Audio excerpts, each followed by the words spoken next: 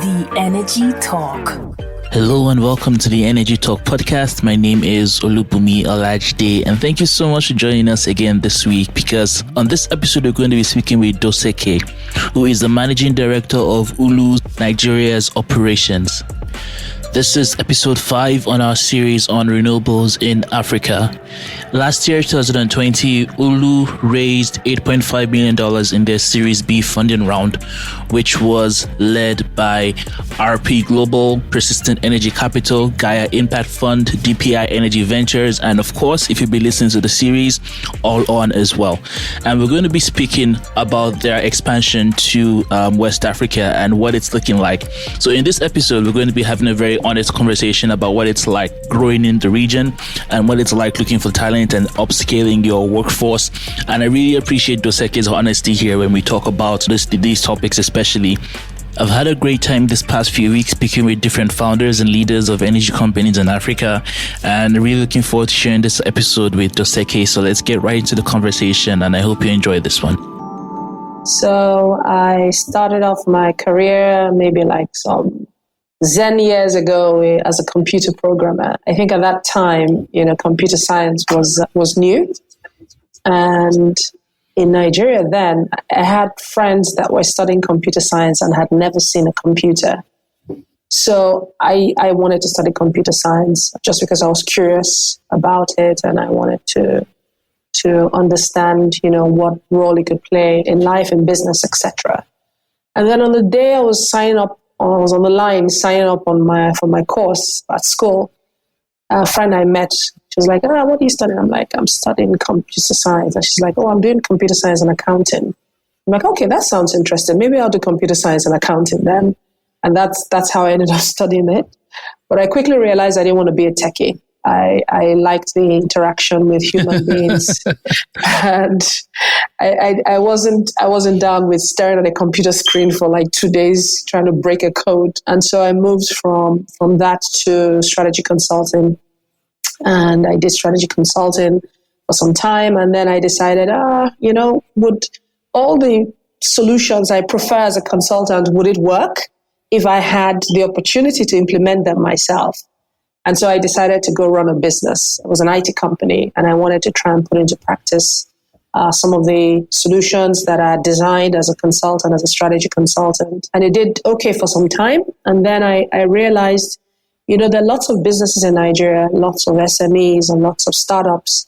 They really don't have the support they need to actually start as a business, to even test their ideas and evolve from a business idea to a full-fledged business. They needed some kind of hand-holding, and they needed some kind of development or training for those that wanted to even raise funds. I mean, they didn't even understand what the pitch deck was. And so I decided I wanted to go into entrepreneurial consulting, and I started my own business where I was an entrepreneurial consultant. I ran my own entrepreneurial consulting firm for about 11 years, working with founders, C-level, C-suite, and board members to essentially translate some of the ideas they have into viable businesses, and or to scale the existing businesses to the next level. And I found it very interesting. But I think I got to a stage I started asking myself, if I was just staying within my safe zone, my comfort zone, and if I was really pushing or challenging myself. I had always been passionate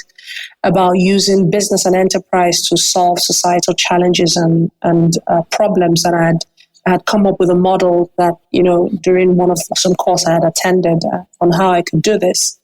And so I think I got to a stage where I was restless. I really wanted to try out the social impact space, because by the definition of it married perfectly with my ambition of using business to solve societal challenge. But I really didn't know much about the space. So when people would ask me, what do you want to do? Do you want to be an investor? Do you want to be an operator? I didn't understand the space enough.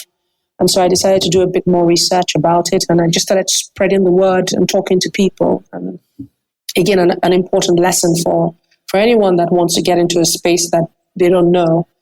use your network, use your connections, try and get into understand the community, which is what I did. And through a mutual friend, I got to meet a lady called Oolu Solar. At that time, she was a partner at an impact capital firm or impact fund.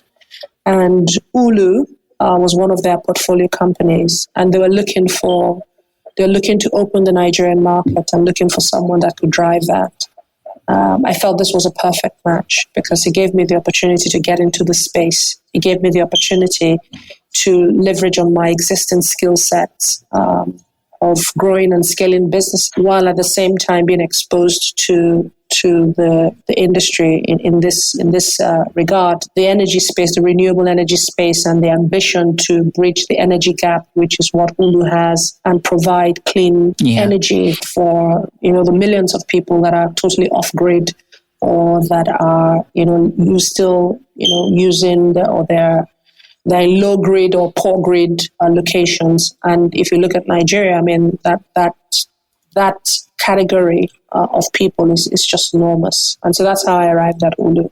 Yeah, that's actually a very fascinating story because it really shows how you kind of followed your curiosity and it led you to this huge challenge. And I don't think there's a bigger challenge than renewable energy, especially in Africa. So, and you chose the most active sector of the industry to get involved in. I'm very curious about that. So, first of all, I have to say, I have to say that there's some element of luck and fortune and the stars being aligned. So I have to say that because there are people who are also interested and people who are passionate, but for one reason or the other, they are unable to. So I recognize that I'm fortunate, first of all, that I am able to pursue, my ambition. I'm able to pursue my passion. There are people that are equally passionate, but they have commitments. They have responsibilities and are unable to take some of the risks that I have taken. And I think even though I wasn't aware of the renewable energy space in Nigeria, I think the fact that I was interested in the social impact space made me to be open to try and find out, so where are the active spaces and how do I get involved? I think by the time when I joined Oolu, that was the first time I had heard or seen anything called a solar home system. So, but, there was a lot of activity going on in the space and I just didn't know that it was so active before I joined. And I would actually like to talk about this. So how were your first few months at Oolu and being thrust into the challenge at such a high level, especially at such a critical time when you're looking at expanding in a new region? So what were the first few months like? So the first few months were tough. They were tough because I was trying to learn about this space. I was trying to learn about the business model of Oolu specifically. And in as much as, you plan and you have a certain time frame to run a pilot to test the model within a new country and a new geographical area, you've also raised funds and the people who have funded your business have expectations as well. So I think I started off thinking, okay, you know what, maybe I'll take things easy. I'll take my time in trying to expand and in trying to generate, steady revenue. But, within a very short period of time, if you have revenue objectives, you have to ask yourself, so where am I going to get those? How am I going to meet those revenue objectives? And quickly, I just started saying, okay, listen, what's the most effective way for me to be able to achieve these objectives? And what is the strategy? Where do I start from? And, what should be my strategy to even hire people? And one strategy that I chose, there are different ways to look at it, is because I had such aggressive targets, I chose that one or two of my initial hires had to be experienced people in this space. Because if I didn't have an experienced person in the space, then I would just have a team of people that are learning, and it would be more difficult for us to achieve our objectives. So that really helped. One of my first hires, my very first hire actually, is a gentleman called Michael Shonaby. And I think that made a difference in terms of having someone that understood the space in Nigeria, having someone that understood the challenges and could bring that to the table immediately, we could begin working on it. That we got results, the kind of results we wanted immediately. Hell no. I mean, when I look at my current run rate is probably 5 times my initial run rate when I first started, and even then I was expected. So let's assume I was doing like 10 units every week or 10 units every month from a particular territory. I was so excited that I could sell. I was like, so really, we can actually sell this to people who don't earn a lot of money, and I think for me that validated the need that people do require energy access and they're willing to actually pay for it because they can see the benefit of it. It improves the quality of life, but it also enables them to earn even more money if they're able to run their business a little bit longer, if they're able to not buy petrol to run their generators so that they can run their shops a little bit longer, if they're able to run their barbing salons without buying petrol every week. So it was very interesting because you start a business doing desk research and doing market analysis, and then you enter the market and then you're like, okay, I did an academic exercise. Now let me get down to the real business, because the behavior of the customer I don't think any market research can capture it. So that's just, it was very interesting. And I think we moved very quickly from a pilot phase to revenue targets and just saying where we're going to get the revenue from. And that meant growing aggressively. We had the option of growing aggressively horizontally or growing vertically, going deeper into each of those markets. And just, again, looking at the structure that I have, looking at the constraints and looking at the reality, some of the realities in terms of the turnaround time to get a new product into the market, the time it takes to manufacture and ship the product to Nigeria. 99.9% of the products are imported from outside the country. So looking at those realities, I opted for a strategy that allowed me to be able to take existing products across a wider geographical spread. And that meant adopting a nationwide strategy, which is very tough because you're learning, you're building a national sales force and trying to manage 80% of your organization remotely. So that was tough, but it was also interesting. Yes, definitely. And I just want to give some extra context here. So late last year in December, Oolu raised $8.5 million in the Series B funding led by RP Global, Oolon, and a few other partners. And that was a really big deal. And that has put a lot of pressure on your position, I can assume. And I just want to talk about this in the context of how quickly expansion is now possible. And you mentioned earlier about employing people in one of your first hires, experienced hires. A lot of the conversations I've had as well is how competitive it is to get the right talent for the renewable energy sector. It isn't just something that it's a new industry. Now companies are having to compete for talent. And I'd just like to hear about those two pieces, about the expanding in West Africa and access to talent and looking for the right people to fill the roles that are going to open as you grow. So yes, we were able to raise additional funding to be able to expand the business. So we're exploring opening up some new markets, but we're also interested in consolidating our position in the Nigerian market. So expansion for us in Nigeria is growing to full nationwide coverage and being able to be a bit more responsive to the market in terms of ensuring there's a better product market fit. It's also looking at exploring more market segments than what we currently have, just so that we can ensure some kind of revenue assurance and not leverage on the majority of our earnings coming from only one customer segment. So a lot of the investment that we've raised goes into inventory, goes into ensuring that we can have a good stock of products and we can have better product mix in the market and be able to serve multiple customer segments on the country by country basis. We'll be doing our analysis in terms of the market opportunity there and how we can take advantage of the opportunity there and the best way or the best kinds of products to take into those markets. So those were the plans for the funds that we've raised. A lot of work from our finance team in Dakar, working with our investors to make it happen alongside the CEO as well. So that was something that we felt was really good, an achievement for us. Again, validating our business model, validating, that we're on the right track, and, what we're doing, makes sense to investors, that they're willing to put in more money. So that was very important to us. In terms of talents, it is tough.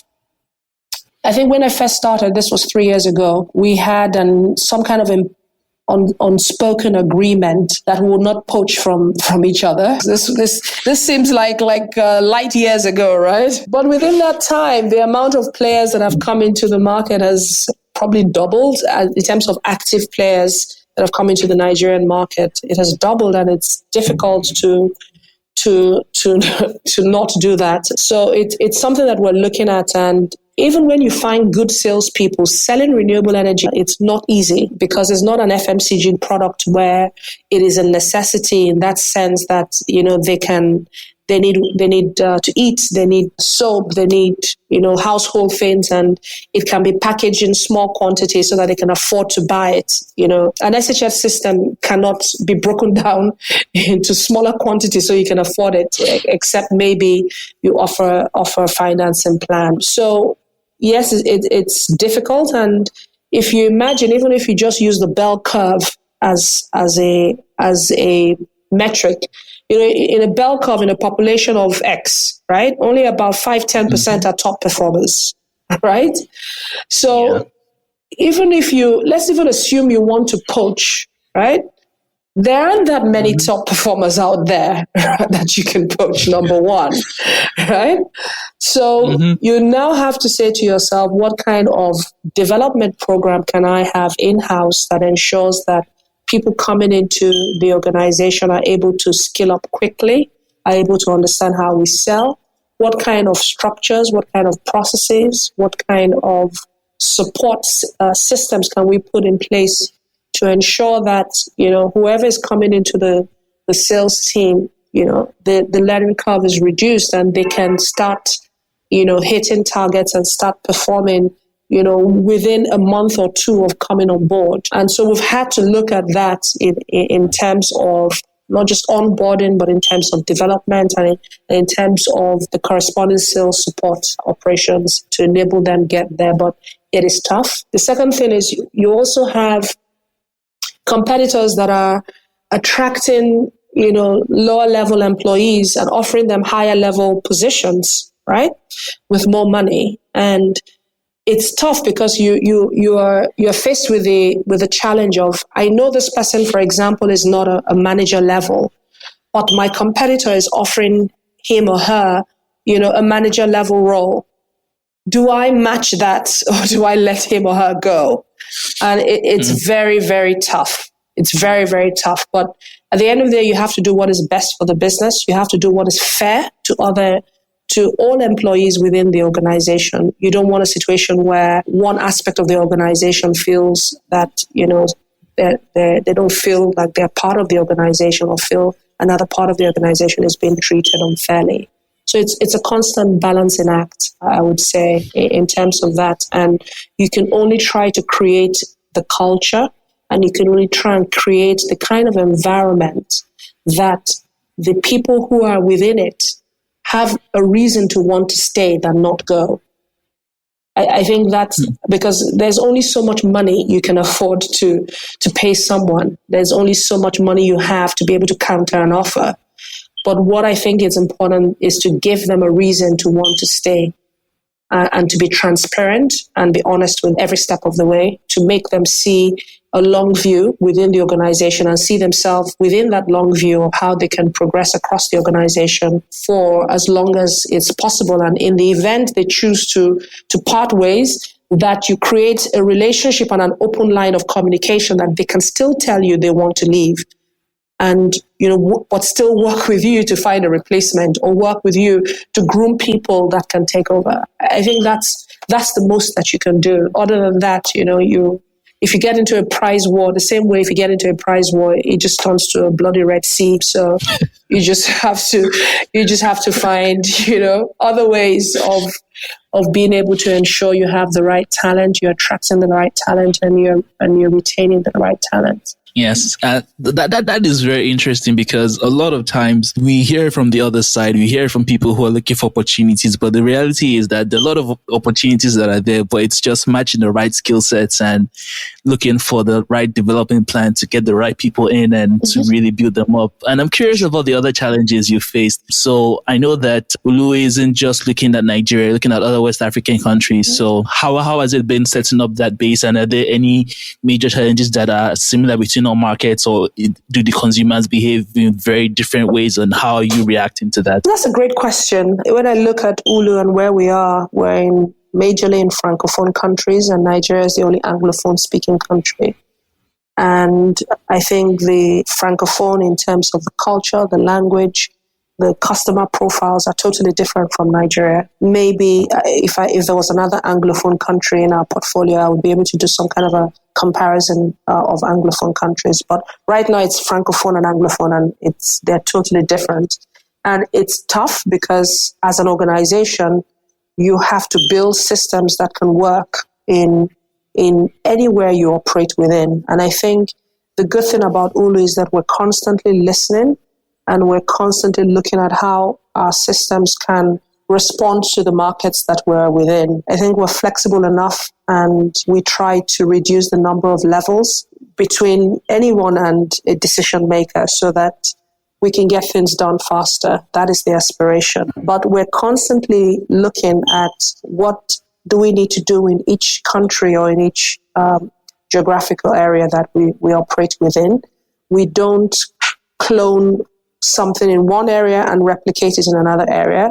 We'll look at that country and that location and say, what are the changes that we need to make, and how do we ensure that we design something or implement something that works for that environment. However, operating in multiple countries, what that does, it means that you're able to expand quickly, and you're able to scale up faster, because you're taking from the lessons you've learned from other countries. There are some things that don't change. So, for example, if you're selling a particular type of product, that doesn't change.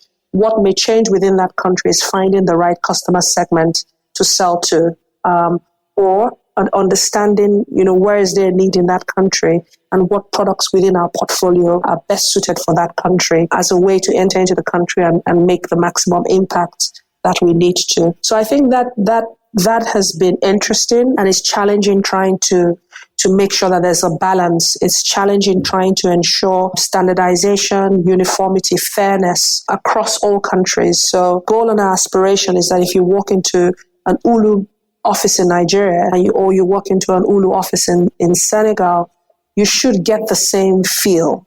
You should get the same essence. The policies, should be as much as possible within the regulatory guideline of that country, be the same, so that people don't feel that they're being cheated or being treated differently. And that is a constant balancing act, because what may be fair to you may not be fair to me. But again, like I said, just having those open lines of communication, being able to get feedback from our employees constantly, and it just allows us to be aware of issues and challenges and be able to respond to them as quickly as possible. That is very well said. And I have kind of like two questions that go similar, that go very closely together. So it's about the outlook of how you see the sector progressing. So in terms of from Oolu's perspective, what changes are you really excited about? And the second part is, a lot of young people also listen to this podcast, and you might be wondering that, okay, lots of all these opportunities that I'm hearing about, how can I make myself more competitive in the talent pool, and how can I really make myself available for these opportunities and be part of this huge push and all this change in the sector that's happening? Okay, so again, some great questions that you have. I think at Oolu, we're optimistic about the outlook. And the reason we're optimistic about the outlook is because we haven't solved the energy gap challenge.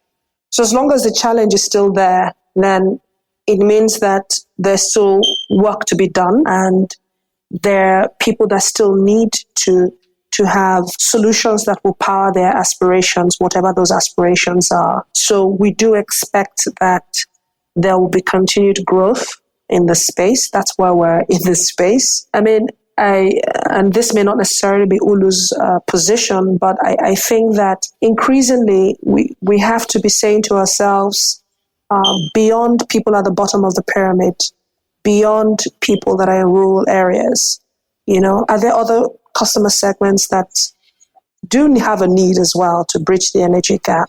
And how do we really ensure, what ways do we modify our business model to be able to ensure that we're able to reach these people at the bottom of the pyramid that we really aspire to meet? So I think we're excited because we believe that as technology changes, as the price of equipment and components continue to fall, we're hoping that we'll be in a position where we can push this further, into rural areas that really need some of these solutions. In terms of young people and their talent, in terms of skilling up and being prepared, I think it's important, first of all, that you just do your own research. So if you're interested in a particular thing, if you have an idea about featuring in a particular segment, understand that segment.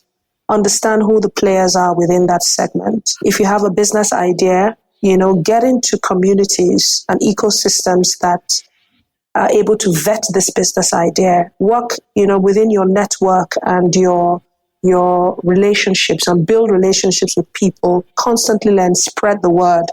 Be voracious in learning and understanding, where there are opportunities within the market, where there are opportunities in Nigeria, and what you can do to take advantage of those opportunities. Where is there a pain point? Where is there a problem?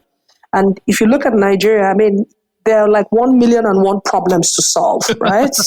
So you shouldn't be short of problems, right?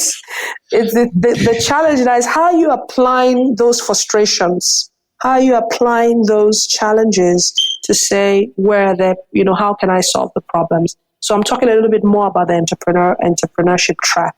I recognize that not everybody is cut out to be an entrepreneur, but for those that feel the need, the urge, the pull, or have been dragged into it for whatever reason, you need to be saying, okay, fine, I'm so frustrated about this. I want to do something about it. I want to solve a problem. And there's so many young people that have started businesses, fintech companies, and have raised funds in Nigeria. So I'm not talking about old, people or people that you may look and say, oh, they're so advanced, or they had generational wealth, or they had such deep connections. That's why they've gotten there. These are just people that were not happy about something.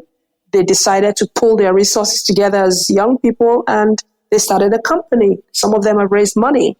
And I think to be able to channel that frustration and be able to channel that unease and channel those gaps you see and to say, how can I solve it using business? I think it's an opportunity that a lot of young people need to look at. There's so many free boot camps. There's so many opportunities now within different sectors that they offer training.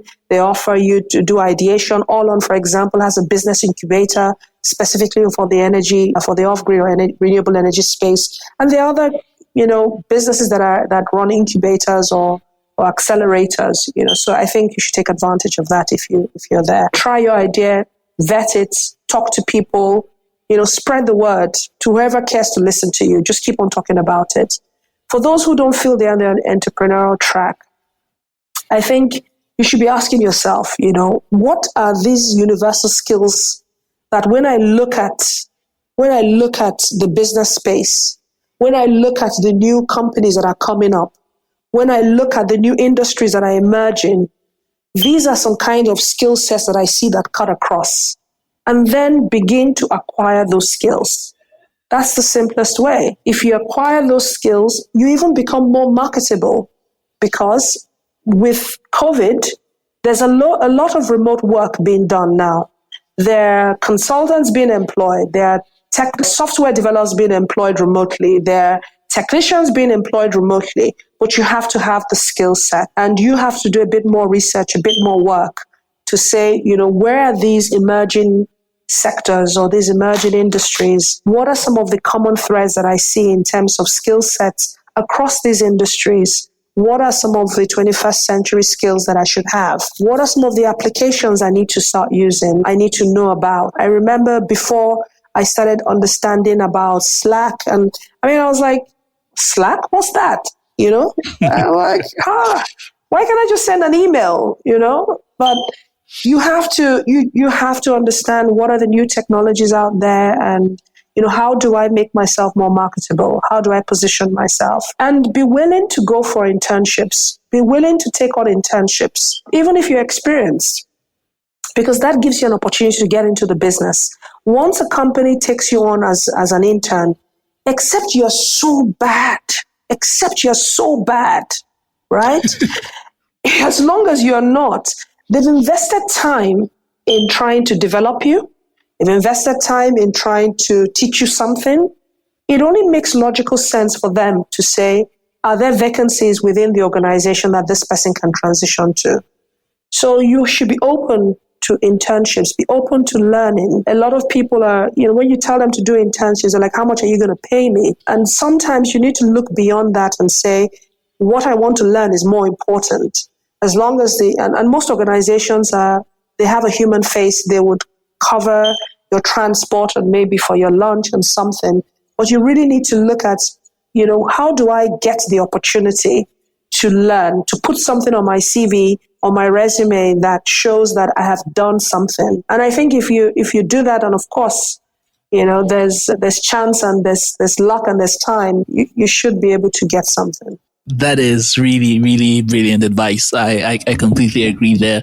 And we've spoken a lot about challenges, but I know that as challenging as the new role has been, I'm sure it's been extremely exciting. The beauty about this space is that there's always something going on. COVID has made sure of that, especially. So I just want to end off the interview by asking, what have been the highlights of your job at Oolu so far, and what have been the moments that have left you really saying that, okay, yes, I made the right choice. I've just really, really excited you so far? So I think the people I've met, the team. So it's impossible for me to share my success story without mentioning the team that has, enabled that to happen. I think just the people that I've met, some of the people that have joined Oolu, they're hungry. I just wonder if these people didn't have this opportunity, what would have happened to them? Because they're hungry for a challenge, they're motivated, and they want to learn, they want to grow, right? So I think just even meeting these people and being able to impact their lives in one way or the other has just really been a pleasurable experience. Again, just being able to grow the business and to know that, for every sale that you make, for every activity you do, you are impacting somebody's life. I think that has also been useful to us. We've also started on a couple of what I call community drives or community-related kinds of projects where we partner with either NGOs or we partner with grassroots organizations and support them in they're going into the markets, going into the rural areas for whatever it is that they're pushing, but also letting them know the importance of clean energy and how healthy. I think that has also been fulfilling. For some of the people we've partnered with for sponsorship, they have sponsored some schools, they have sponsored some places so that they can have at least lights to read, to do their homework, educational programs to watch. Those kinds of activities have found really, really fulfilling because you see the impacts immediately when you go to those schools and you see the kids and you see the children just excited that they can watch an educational program. So that's been it for me. Thanks for listening to the Energy Talk podcast. You can find us on all podcast listening platforms. Just search for the Energy Talk. Send us an email to @energytalkpodcast@gmail.com.